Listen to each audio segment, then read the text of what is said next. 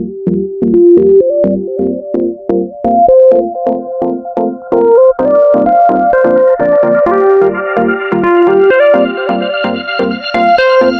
moji gledatelji, u današnjoj emisiji ćemo govoriti o nevjerojatnim zdravstvenim blagodatima redovito konzumiranja kiseloga kupusa. Informacije će vas jako iznenaditi, vidjet ćete zašto je to jedna od onih izvanrednih vijesti, specijalno da ga jedete tokom zimskih mjeseci. Za današnju emisiju ćemo reći što će se dogoditi ako ga jedete 10 dana zaredom, međutim vi ga realno možete jesti puno više. Što je kiseli kupus? Kiseli kupus, oblik fermentiranog kupusa. Popularan je u cijeloj srednjoj Europi stotinama godina.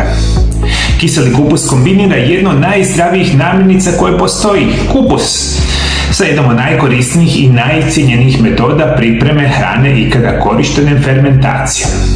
Fermentacija se jednostavno odnosi na drevnu tehniku i metodu koja prirodno mijenja kemiju hrane.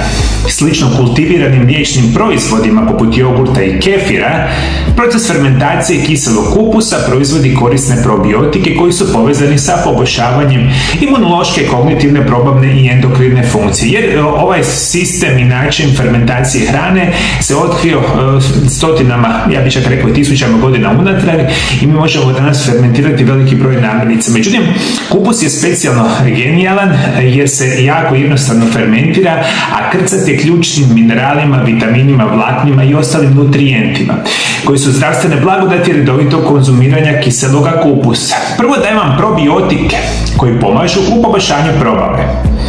Prije svega živi i aktivni probiotici kiselog kupusa blagotvorno djeluju na zdravlje vašeg probavnog trakta, a time i ostatka vašega tijela.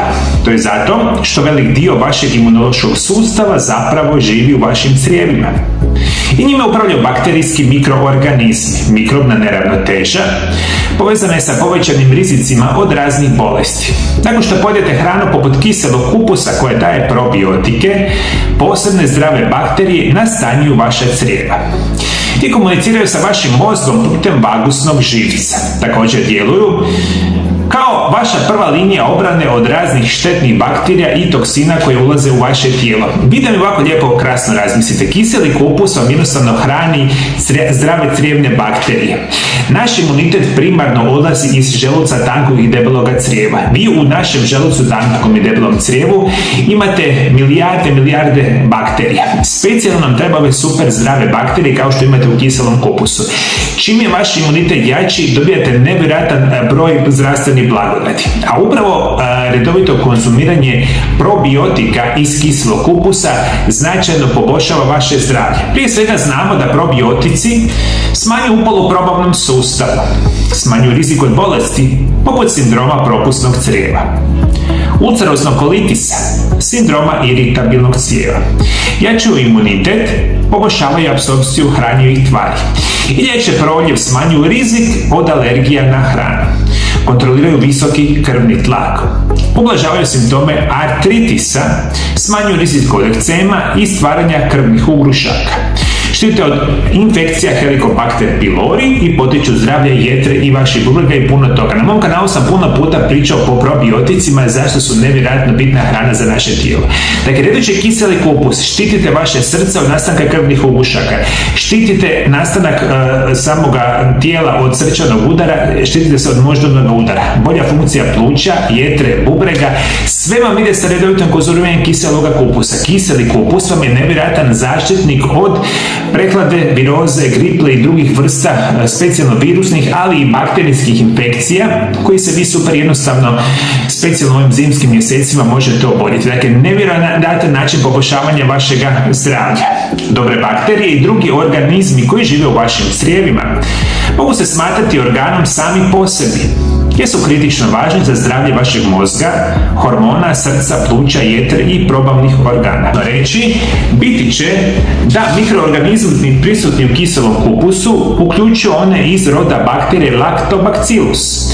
U biti hrane dobe bakterije u vašim crijevima što poboljšava zdravlje vaše probave. Dakle, shvatite mi ovako, mi ćemo našu probavu shvatiti kao da je drugi mozak našega tijela, to se čak tako i naziva, jer naša probava direktno funkcionira sa našim mozgom.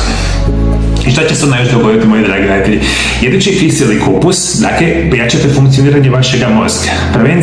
Prevencija nastanka demencije, Alzheimerove bolesti, ali što je još nevjerojatno bitno za reći. Jedući kiseli kupus, vaš mozak puno bolje radi. Bolje pamćenje, bolja koncentracija, bolja memorija, svakodnevne funkcije mozga idu na puno bolju situaciju redovitim konzumiranjem kiselog kupusa. I ovo sve što vam govorim, to je utemeljeno u znanstvenim studijima.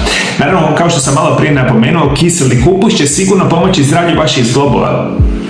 Problemi sa kukovima, koljenima, leđima, reumatoidni artritis, artritis i slično, opet će ići sigurno na bolju situaciju konzumiranjem ove super zdrave namirnice.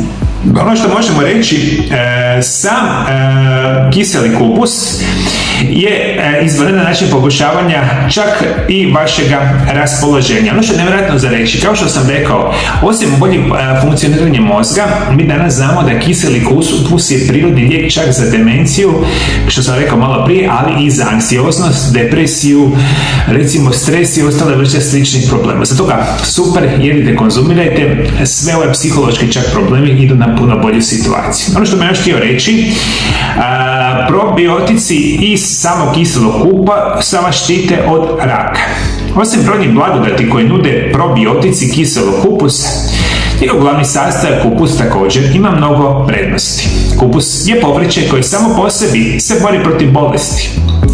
Spada u skupinu hrane sa visokim udjelom antioksidanasa i povrća iz skupine krstašica poznatih po tome što su moćna hrana u zaštiti protiv samoga raka. Rak je jedan od najgorih bolesti što postoje. Danas nevjerojatno veliki broj oblika raka specijalno se razvija, ali danas kada govorimo o kiselom kupusu, rekli smo djeluje vam super na zdravlje probave, znači preventivno čak djelujete na sprječavanje rizika od nastanka raka debeloga crijeva, ali od raka dojke i bilo koje vrsta raka. Jer rak i dakle specijalno kiseli kupus djeluje na uništavanje onih štetnih stanica raka i to je još jedan od onih blagodati koje bi ja vama apsolutno preporučio. Ono što moramo danas reći, kiseli kupus je podrijetlom iz istočne Europe, Njemačke, Poljske i Rusije. Danas se uzgaja zapravo u cijelom svijetu u različitim kulturama.